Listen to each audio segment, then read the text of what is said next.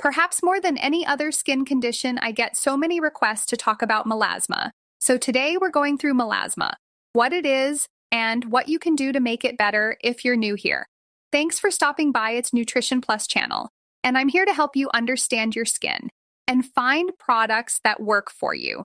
So if that sounds good, give this video a thumbs up and don't forget to subscribe to the channel.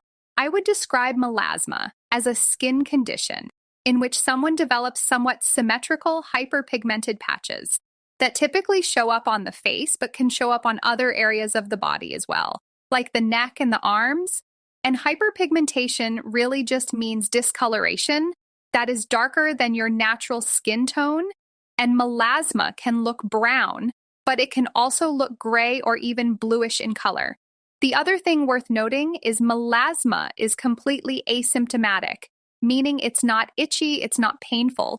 You can see it, but you should not be able to feel it. And although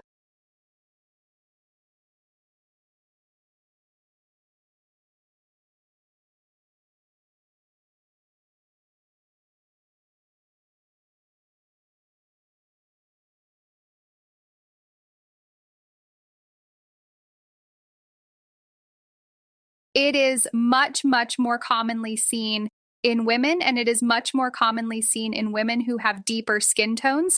As someone who personally struggles with melasma, I think one of the most frustrating things about it is that it seemingly comes out of nowhere. You're just going along, minding your own business, and then one day you wake up with these dark patches on your forehead or your cheeks or your upper lip, and you're sitting around going, what happened here? So let's talk about causes of melasma. I should also mention, first of all, for most people who develop melasma, they are genetically predisposed, meaning that there is something in their DNA programmed from birth that allows them to be susceptible to certain melasma triggers. For example, we know that UV light or UV radiation is one of the main drivers of melasma. However, not everyone that's exposed to sunlight gets melasma.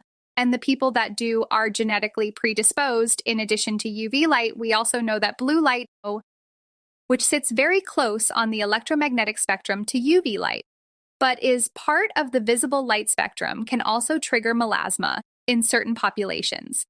And if you have any questions about blue light and hyperpigmentation, I have an entire YouTube video about it. Aside from other types of light exposure, we also know that when you have hormonal shifts, principally increased levels of estrogen and progesterone, you are much more likely to develop melasma. This is why a lot of women will report that their first melasma flare happened after they started on an oral contraceptive pill, or when they got pregnant. Melasma is also known as the mask of pregnancy.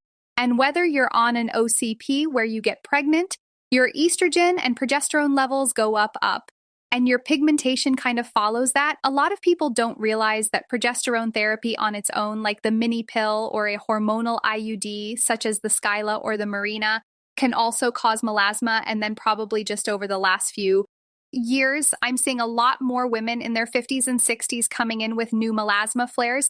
And it's because they've started on hormone replacement therapy or menopausal hormone therapy. Another melasma trigger is heat. So things like hot yoga or regular sauna use, those can trigger melasma. And the reason for that is we used to think melasma was exclusively a disorder of pigmentation, but we've now realized that there's this vascular component, or this component that is driven by the blood vessels. And when your body heats up, the blood vessels in the surface of your skin dilate or open up, and when that happens, it can make your melasma worse for some people. So when I'm counseling my plasma patients in clinic, those are the four main drivers of melasma that we talk about: genetics, UV exposure, hormone shifts, and heat. But there are other things that can drive melasma, like certain medications that make you more sensitive to the sun and other genetic conditions.